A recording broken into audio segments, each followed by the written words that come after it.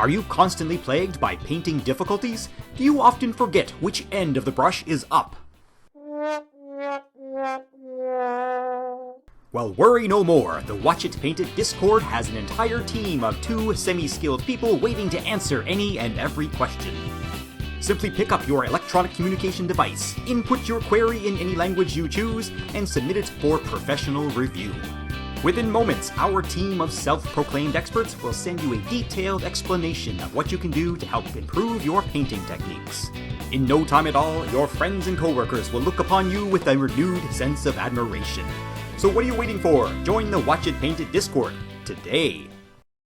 Hey everyone, Mike here. Just thought I'd let you know that Ben and I do have a Patreon and a Discord. We spend pretty much all day in there with a fantastic group of people. It's a cool place where everyone shares their ideas and tips for this fantastic hobby.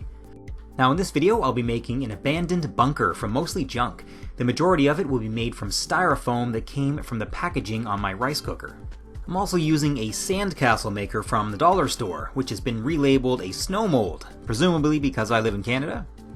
I have a bunch of spare junk bits left over from a GW terrain set I built years ago, and I also have these wooden Christmas tags. When I saw them, I immediately thought they could be used for a door. So, first with the foam, I'm just cutting off some of the overlap so that the pieces will sit flush.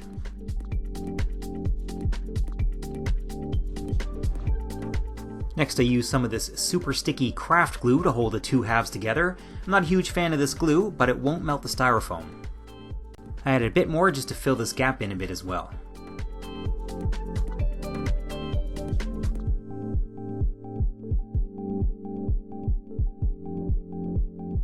Next I'm taking a sculpting tool and putting a few chips in the walls. I want it to look like it's withstood some heavy blasts. Once the glue is dry, I'm giving the whole structure a coat of Mod Podge. I'm mixing the Mod Podge with some black craft paint, just something cheap that'll give the base coat some color. I would have used gray if I had some lying around, but all I had was black. I'm applying this good and thick, and this is going to let me spray paint the foam later without worrying about it melting, and also to put regular paints over it. I end up giving the bunker 2 coats of this Mod Podge mix. Now that that is dry, I want to give this bunker a base. This step is not necessary, but I like putting a base on everything. The advantage of not basing it is that it will fit with any biome. I bought a 4-foot by 6-foot sheet of 5mm MDF a year ago, and I've been using it for basing a bunch of my terrain. I've been building an overgrown city ruins battlefield, so that's how I'll be basing this bunker. Once I have the MDF cut, I'm going to clean up and bevel the edges so that it looks a little more natural on my battle mat. Now I'm using a little more of this craft glue to stick the bunker to the base.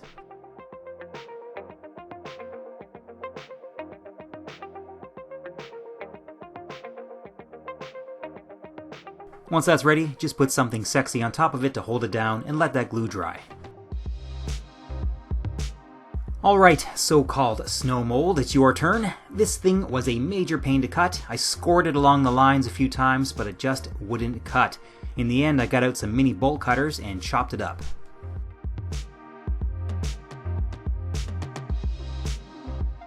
As you can see, there are some annoying holes in this, so I'm going to cover those up with plasticard. You can use an old gift card or some tough plastic that, most things come packaged in these days. I bought some textured plasticard, and I'm using this for the bottom of this mini bunker. Now here's a fun thing I learned while doing this. I used a dry erase marker to mark off these lines before I cut them. Wash that off. The ink from this will soak through any number of layers of paint that you put over it.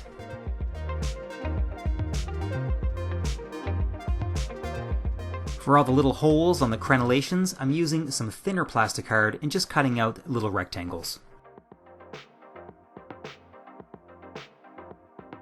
To attach this mini bunker on top, I'm using a low heat glue gun. It is hot enough to melt the foam if you apply it directly, so don't do that. Next, to make some doors. These are the balsa Christmas tags, and I'm just cutting them down so they fit on the side of the bunker.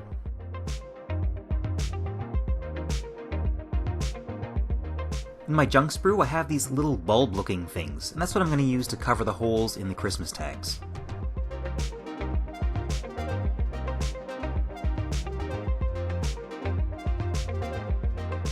These doors need a handle, so once again I'm using the junk sprue and clipping off a bent piece that looks like it could pass for a door handle. Then I'll just prop that up while the glue dries. I'm also adding a bit of plastic card to make it look like there was once a functional keypad here. I didn't want the door to look too plain, so I decided to use more of the plastic card to create a frame around the door. I measured ½ an inch or so in each direction around the door and cut out the frame. Then I traced the door onto the frame and cut that out so the door would fit inside.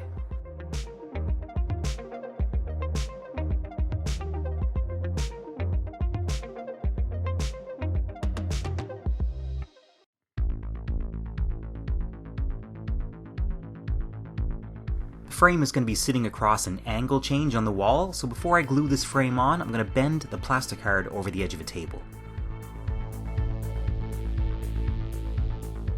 Next I'm gluing the door and the frame onto the wall, and I'm using craft glue, but super glue will work, and I should have used it. One piece of plastic card came off at a later point, so I had to super glue it back in place. Now if you're using styrofoam, you may have some weird holes that need to be covered up. Once again, I'm using plastic card, but as I said, if you have old gift cards laying around or plastic packaging, you can cut from that, or some super thin MDF. I'll glue those into place, and I also have some vents or something that didn't get used. You don't need to use these specifically. I thought about using straws to look like pipes going up the walls, or even some old wires and super gluing those on the wall. Next I want to fill in some gaps, so I decided to try using some spackle. This stuff worked okay, but it did dry with some micro cracks in it. I was going to use some milliput, but that seemed like overkill. If you know of a great filler for terrain pieces, let me know in the comments. I'm always looking for better ways of doing things.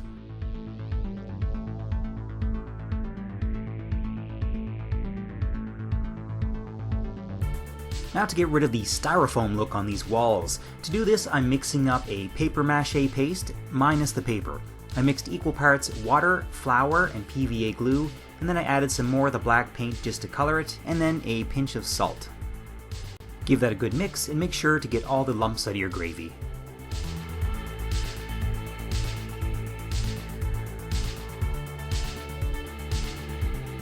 I added one layer of this to the styrofoam, then I let it dry for a few hours, and then added a second layer.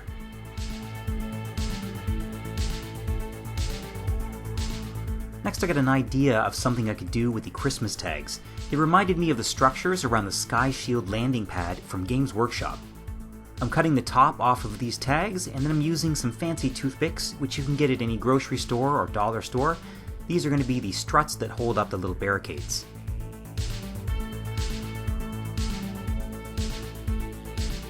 I want to cover up the holes that are in the tags, so I hole punched some plastic card and glued that over the holes on both sides.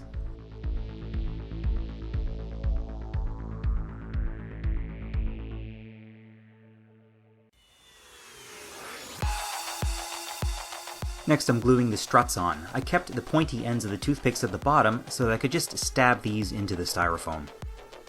I made 4 of these in total, though now I'm thinking I should just build my own giant landing pad.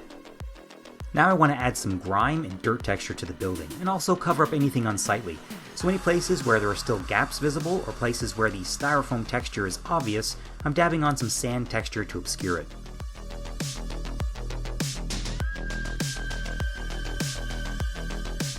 Looking at all the bits of toothpick left over, I thought I could use them to make a ladder. This is going to be scalable terrain, so why not? The only tip I can give for this is to use the markings on a cutting mat or a ruler to help you keep things at right angles. This thing is almost ready for paint, so I'm going to attach the last of the accessories to it. First, the super satisfying step of stabbing the toothpicks into the styrofoam.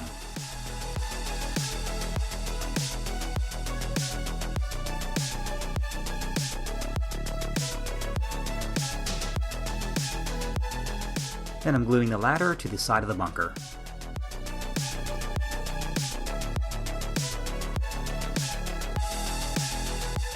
Next I'm spraying the entire bunker with gray primer, and you don't need anything expensive or fancy for this. Any gray acrylic primer will do. Now these bits of plastic card I added look a bit out of place, so I'm going to paint them with a different color to make it look like they serve some kind of purpose. They're big and flat, so a brush is going to leave ugly brush strokes. So instead, I'll be dabbing the color on with a sponge. That's also going to give it an aged and worn look. And just so this blue isn't out of place looking, I'm going to dab some of it in random patches around the rest of the building.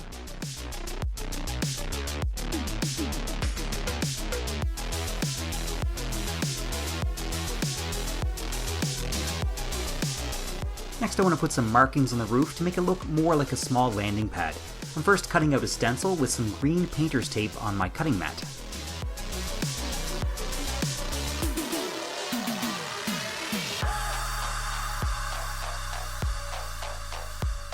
Then I'm going to try to get this nice and square on the top of the bunker.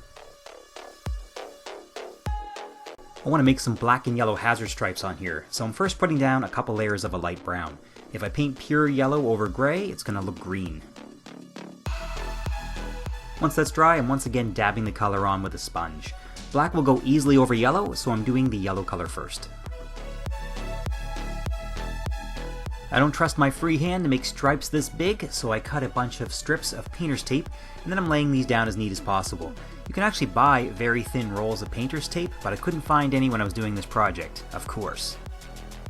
Next, I'm sponging on the black paint, and I'm deliberately leaving specks of yellow and brown visible. I don't want this looking too pristine after all.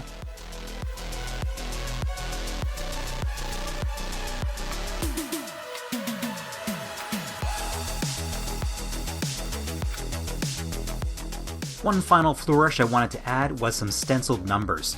To make these, I just printed off a number and then I cut it out with a hobby knife. I deliberately chose numbers that were easy to cut out.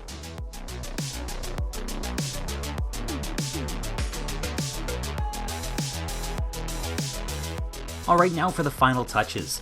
First I took some more of the light brown and I dabbed that in random places around the bunker. Next I mixed equal parts black speed paint and gunmetal, and I used that to paint everything that I thought should look metallic, like the doors, ladder, and vents.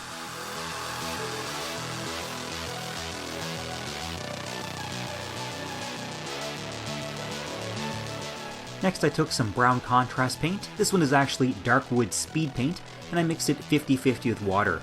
I put this over all of the areas I just painted with a metallic paint.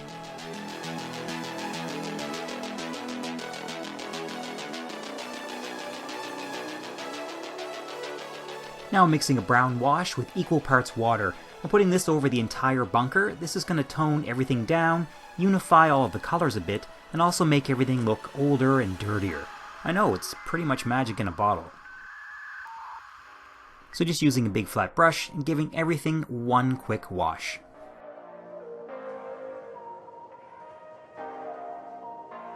Next I want to highlight the edges of the building, so I'm using a light gray and I'm dry brushing the hard edges all over the building. I'm not touching anything else, I just want the edges to pop a bit more.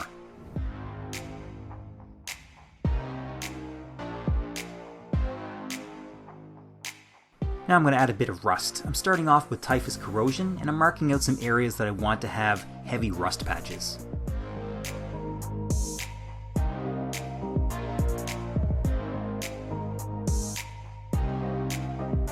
Now, my two favorite rust colors are currently these, Mournfang Brown and Orange Rust, but any orange-brown colors will work. I'm first using the darker color and hitting the same spots that I put the typhus corrosion, but I'm not completely covering it. You always want to leave some of the other rust colors showing.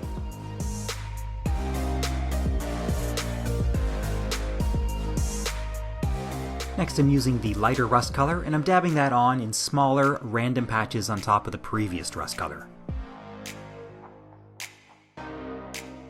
Then using either more typhus corrosion or the rust colors, I'm going to make some rust streaks down the walls coming from the holes and rusty metal bits attached to the bunker. Now it's time for the base. This is going to be a fairly simple base. I'm first covering it with a layer of PVA glue mixed with a bit of water, and then I'm sprinkling sand all over that.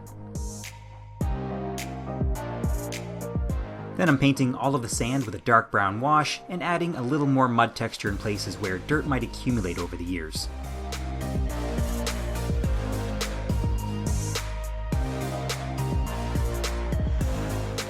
Next, a dry brush of a light brown over all of the sand and mud.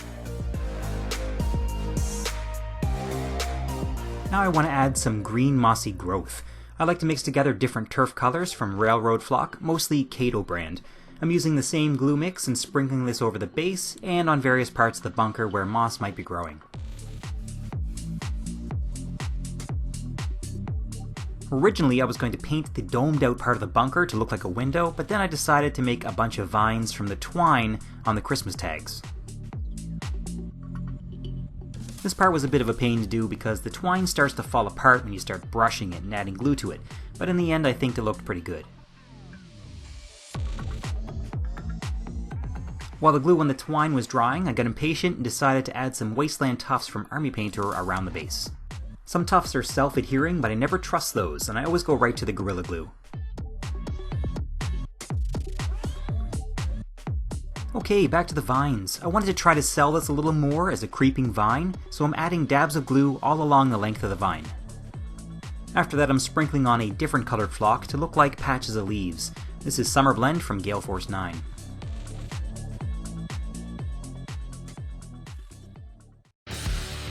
And here is the finished bunker. First of all, thank you very much to all of our patrons on Patreon for supporting the channel. If you like this video, let us know in the comments and give us a thumbs up. And hey, if you didn't, let us know.